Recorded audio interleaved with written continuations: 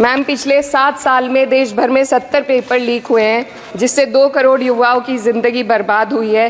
NEET, net और अन्य ऐसे पेपर लीक से हमारे देश की परीक्षा कराने वाली संस्थानों की छवि पर गहरा धब्बा लगा है और जिसके कारण देश के युवा का इस सरकार के निष्पक्ष परीक्षा कराने की क्षमता से भरोसा उठ चुका है।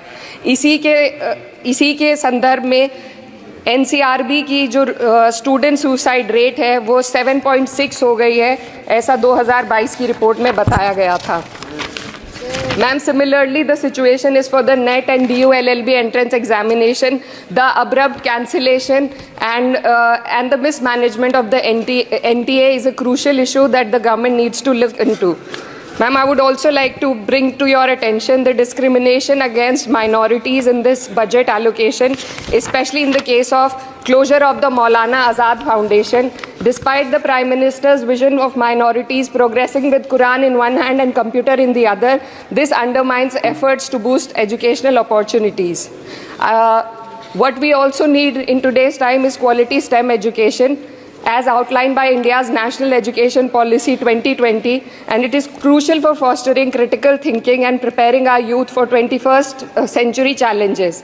But ma'am, only 18.4% schools have functional computer labs, and there's a significant gender gap in STEM enrollment, with only 28% of females compared to 36% males.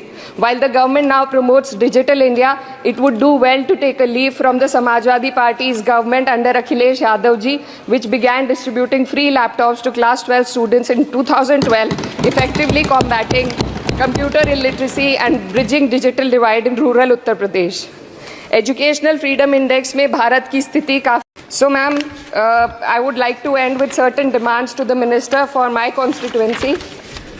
मेरे संसदीय क्षेत्र कैराना में आपके माध्यम से सरकार से मैं मांग करती हूँ कि विजय सिंह पथिक डिग्री कॉलेज कैराना में बीएड, एलएलबी जैसे कोर्सेज शुरू किए जाने चाहिए, जिनसे युवा और महिला अपने रोजगार खुद ढूंढ सके। जनपद शामली के कैराना और ऊन में और सहारनपुर के नकुड़ में गर्ल्स डिग्री कॉलेज और गर्ल्स हॉस्टल खोले जाएं।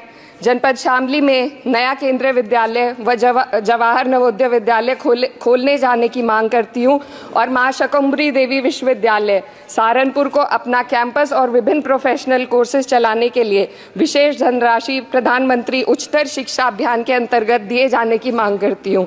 उत्तर प्रदेश राज्य में शिक्षा मित्रों का संयोजन अध्यापकों के पद पर किया जाए ताकि प्राइमरी एवं जूनियर हाई स्कूलों में शिक्षकों की कमी को दूर किया जा सके। धन्यवाद।